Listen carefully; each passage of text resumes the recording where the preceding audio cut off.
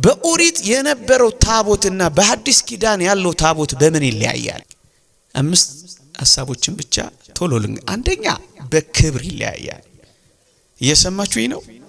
በክብር ይለያያል። ከኦሪቱ ይልቅ የሐዲስ ኪዳኑ ይከብራል። እስኪ እውነት እንነጋገር። ከኦሪት ይልቅ ወንጌል ትከብራለች አትከብርም? ትከብራለች። ከብሉይ ይልቅ ሐዲስ ኪዳን ትከብራለች አትከብርም?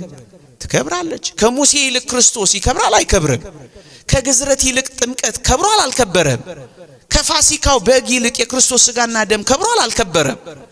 ምን ነካችሁ? በጣም ክብሩ ከፍ ያለ ነው እንጂ መጽሐፍ ቅዱስ እንዲህ ይላል፣ ያ ይሻር የነበረው በክብር ከሆነ ጸንቶ የሚኖረውማ እጅግ ይልቅ በክብር ሆኗል ይላል።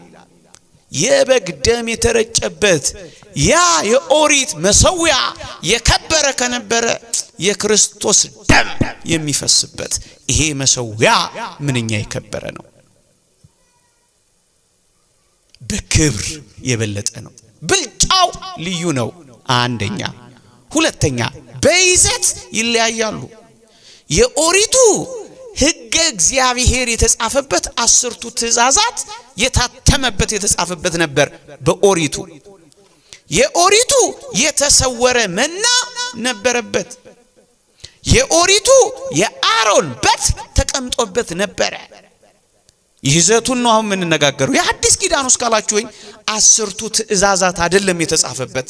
እና ምንድነው የተጻፈበት ካላችሁኝ የሕጉ ባለቤት ስም አልፋ ኦሜጋ ኢየሱስ ክርስቶስ የሚለው ስም ነው የተጻፈበት። የሕጉ ባለቤት ስም ነው የተጻፈበት። አንደኛ።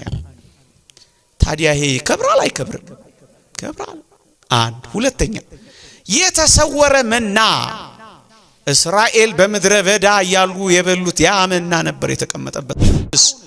አሁንማ የሕይወት እንጀራ ነኝ፣ ስጋዬ እውነተኛ መብል ደሜም እውነተኛ መጠጥ ነው፣ ስጋዬን የሚበላ ደሜን የሚጠጣ የዘላለም ሕይወት አለው የተባለ የስጋውና የደሙ ማክበሪያ ነው። ይበልጣል አይበልጥም? ይበልጣል።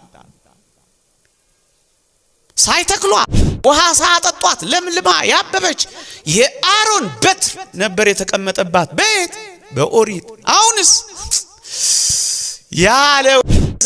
ያለ ዘራ አብሲ የጸነሰች ደግሞም የወለደች ደግሞም የታቀፈች ደግሞም የተተች ከወንድ ዘር ሳትቀበል መንፈስ ቅዱስ ምክንያት ሆኗት የጸነሰች እመቤታችን ቅድስት ድንግል ማርያም